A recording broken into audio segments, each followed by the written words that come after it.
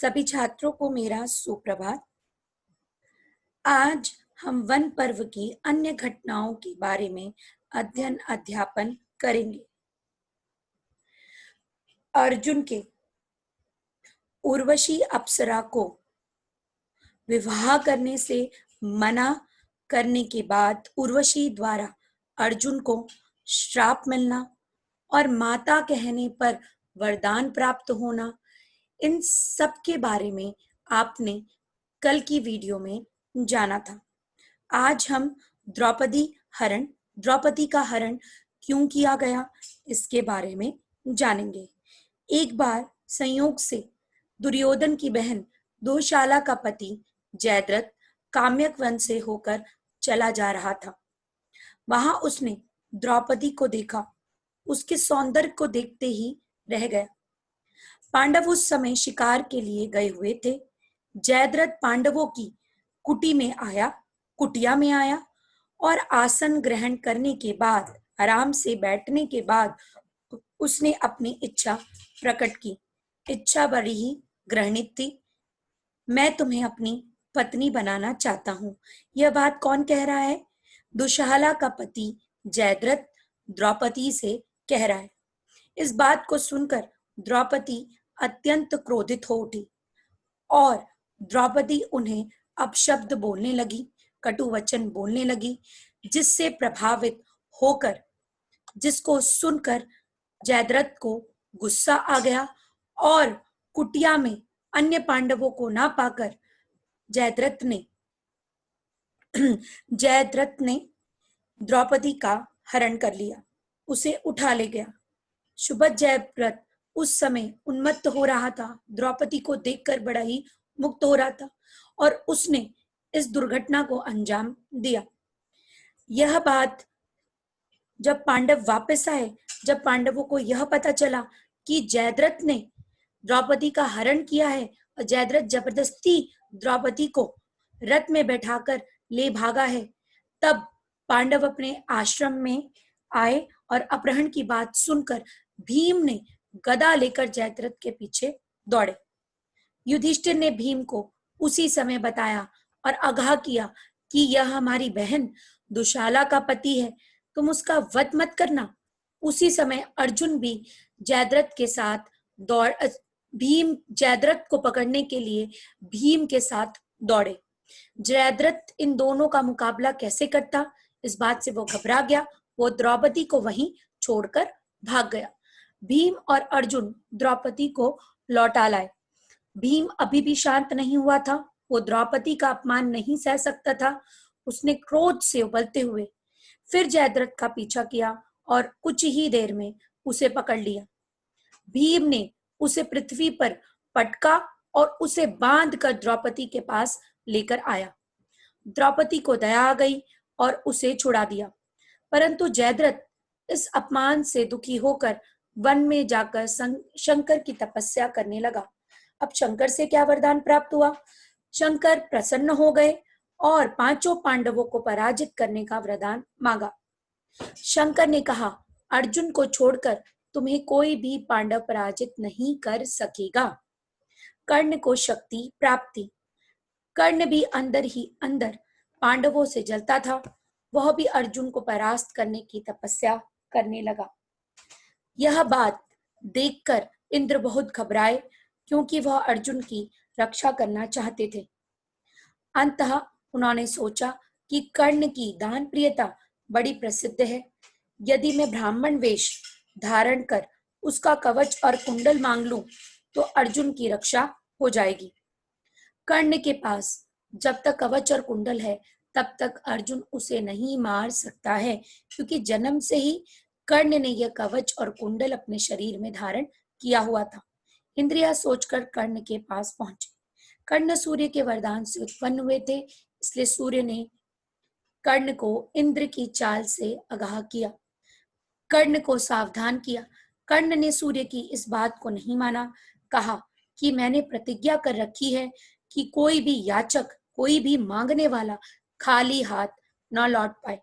अंततः मैं यह प्रतिज्ञा पूरी रक्षा के साथ करूंगा। क्यों? मैं अपनी जान भी दे दूं, तब भी यह प्रतिज्ञा पूरी तरीके से निभाऊंगा। सूर्य कर्ण की मंगल कामना करते हुए दुखी हृदय से लौट गए। तभी ब्राह्मण वेश में इंद्र उपस्थित हुए और उन्होंने कर्ण से उनका कवच और कुंडल मांगा, और कर्ण ने क्या है, कवच कुंडल क्या है, उन्हें दे दिया। कर्ण के होठों पर आश्चर्यजनक मार्मिक मुस्कान थी कि आप जो चाल मेरे साथ चल रहे हो, ये जो आपने अर्जुन को बचाने के लिए चाल चली है, यह मुझे पता है। उसने शस्त्र से शरीर का कवच और कुंडल काटकर इंद्र को दे दिए। ये कवच और कुंडल जन्म से ही उनके शरीर में जुड़े हुए थे। इंद्र कर्ण की इस दान प्रियता पर मुग्ध होकर बोली, कर्ण तुम धन्य हो, मैं इंद्र तुम पर प्रसन्न हुआ। तुम वज्र को छोड़कर, बिजली को छोड़कर मुझसे कोई भी मांग सकते हो। कर्ण ने इंद्र से अमोघ शक्ति मांग ली, और फिर इंद्र ने उन्हें यह कहा कि इस शक्ति का प्रयोग जिस पर भी करोगे उसकी मृत्यु निश्चित है। उसके पश्चात यह शक्ति वापस मेरे पास चली आएगी। यह कहकर वे इंद्रलोक को चले गए। अब है यक्ष प्रश्न। यक्ष प्रश्न से संबंधित है आपका यह विषय। पांडवों के वनवास के 12 वर्ष समाप्त हो रहे थे। इसके बाद 1 वर्ष का क्या था, अज्ञातवास था। 1 वर्ष का अज्ञातवास था।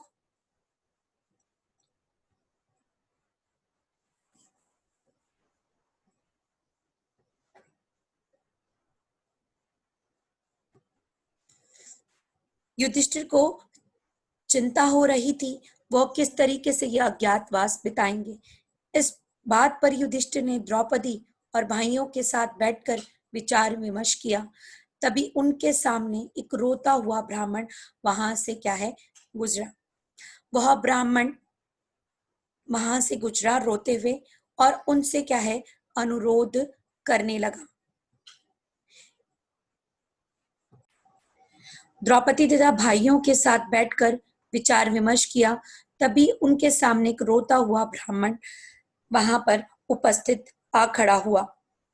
जब उससे रोने का कारण पूछा गया, तब ब्राह्मण ने बताया कि झोपड़ी के बाहर अरण्य की लकड़ी टंगी हुई थी। एक हिरन आया और अपना शरीर क्या है, खुजलाने लगा, जिसकी वजह से वो अरण्य की लकड़ी क्या हो गई, टूट गई और उसके सींग पर क्या है, अटक गई। अब आप बताइए कि मैं होम की अग्नि में अरण्य की लकड़ी का प्रयोग कैसे करूंगा। इसी को लकड़ी को रगड़ के ही तो मैं इसे इस्तेमाल करूंगा। अरण्य एक ऐसी लकड़ी होती है कि आपस में रगड़ने पर अग्नि उत्पन्न हो जाती है।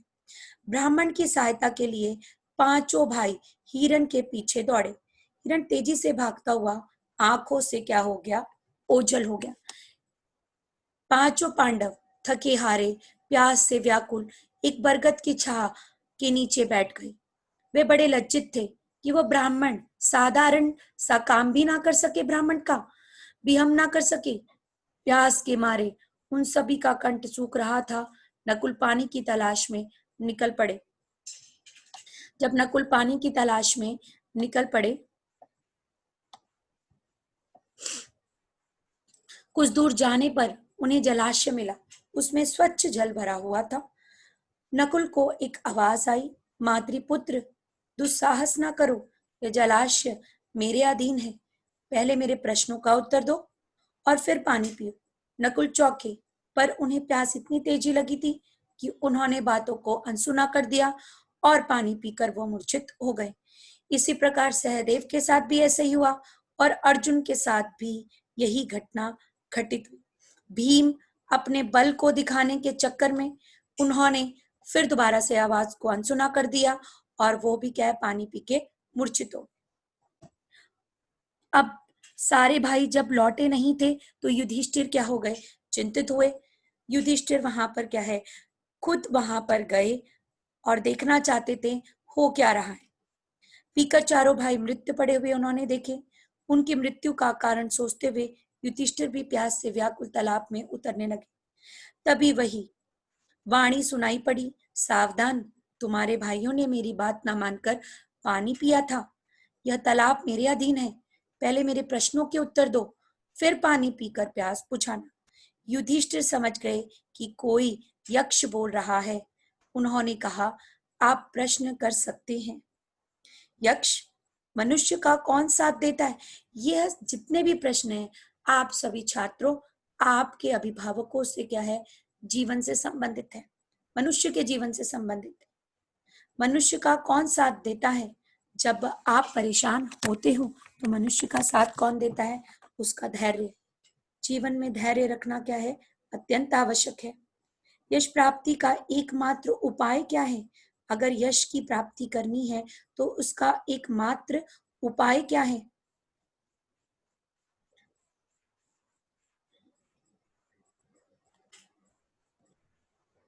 यश प्राप्ति का एकमात्र उपाय क्या है? सिर्फ क्या है? दान। जैसे कर्ण ने क्या करा था? दान किया था, और फिर इंद्र भगवान ने प्रसन्न होकर उन्हें अमोघ शक्ति दी थी। अगला प्रश्न, हवा से भी तेज चलने वाला कौन है? हमारा मन, जिसे हम क्या है, काबू नहीं कर सकते हैं, कभी कुछ कभी कुछ। विदेश जाने वाले का कौन साथी होता है? उसकी विद्या। किसे त्याग कर मनुष्य मुक्त हो सकता है? अहंकार, घमंड को छोड़कर वह क्या है, मुक्त हो सकता है। किस वस्तु के खो जाने पर दुख नहीं होता? क्रोध के। किसी चीज को खो देने पर मनुष्य धनी बनता है? ऐसी कौन सी चीज है जब आप खो दोगे तो धनी हो जाओगे? लालच को, लोभ को। ब्राह्मण होना किस बात पर निर्भर है? क्या ब्राह्मण होना इस बात पर निर्भर है कि आप जन्म से ब्राह्मण हैं, या फिर क्या है, विद्या से? शील स्वभाव पर आपके क्या है, यह ब्राह्मण होना आपका निर्भर करता है। धर्म से बढ़कर संसार में कुछ और भी है, उदारता। कैसे व्यक्ति कैसे व्यक्ति के साथ की गई मित्रता कभी पुरानी नहीं पड़ती। सज्जनों के साथ, अच्छे लोगों के साथ की गई मित्रता कभी पुरानी नहीं पड़ती। इस जगत में सबसे बड़ा आश्चर्य क्या है? युधिष्ठिर ने उत्तर दिया, रोज हजारों लोग मर रहे हैं, फिर भी आश्चर्यचकित है कि हमारी मृत्यु क्यों हो रही है। फिर भी लोग चाहते हैं कि वो अनंत काल तक क्या है, जीते रहे। इससे बड़ा आश्चर्य और क्या हो सकता है? अगर जन्म है तो मृत्यु भी क्या है, निश्चित है। इस प्रकार यक्ष ने बहुत से प्रश्न किए। युधिष्ठिर ने उन सब के ठीक ठीक उत्तर दिए। अंत में यक्ष बोला, राजन, मैं तुम्हारे मृत भाइयों में से किसी एक को जिला सकता हूँ, जिंदा कर सकता हूँ। तुम जिसे चाहो वह जीवित हो जाएगा। युधिष्ठिर ने पल भर सोचा और कहा, नकुल जी उठे। युधिष्ठिर के इस प्रकार बोलते ही यक्ष सामने प्रकट हो गया और बोला, युधिष्ठिर, 10,000 हाथियों के बल वाले भीम को छोड़कर तुमने नकुल को ही जिलाया, क्योंकि ठीक समझा? भीम सही तो अर्जुन को ही जिला लेते, जिसकी रण कुशलता सदा ही तुम्हारी रक्षा करती रही है। युधिष्ठिर ने कहा, महाराज, मनुष्य की रक्षा ना तो भीम से होती है, ना अर्जुन से। भीम बलवान से, ना क्या है, आपकी शस्त्र से। धर्म ही मनुष्य की रक्षा करता है। दृष्टि ने कहा, धर्म ही मनुष्य की क्या करता है, रक्षा करता है। महाराज, मनुष्य का रक्षक क्या है, धर्म है। जो धर्म से विमुख हो जाता है उस मनुष्य का नाश क्या है, निश्चित है। मेरे पिता को 2 पत्नियों में से कुंती का एक पुत्र में ही बचा हूँ। अंततः मैं चाहता हूँ कि माद्री का भी एक पुत्र जीवित रहे। पक्षपात से रहित मेरे प्यारे पुत्र, तुम्हारे चारों ही भाई हैं, जी उठे। यक्ष ने युधिष्ठिर को उपरोक्त वर दिया, और ये यक्ष और कोई नहीं, स्वयं यमराज थे। उन्होंने ही हिरण का रूप धारण किया था, और उनकी बड़ी इच्छा थी कि वे अपने पुत्र युधिष्ठिर को देखे और अपनी आंखें क्या है, तृप्त करे। यही आपके पाठ का अंत होता है, और आपको आपके समक्ष क्या है, कुछ प्रश्न उत्तर है, ध्यानपूर्वक आप उत्तर खुद से अपने शब्दों में लिखेंगे। शंकर जी से अर्जुन को पाशुपात अस्त्र कैसे प्राप्त हुआ? कर्ण ने इंद्र से किस प्रकार अमोघ शक्ति प्राप्त की?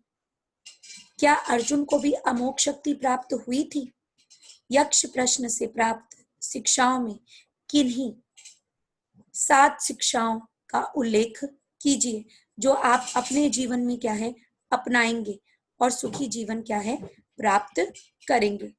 धन्यवाद।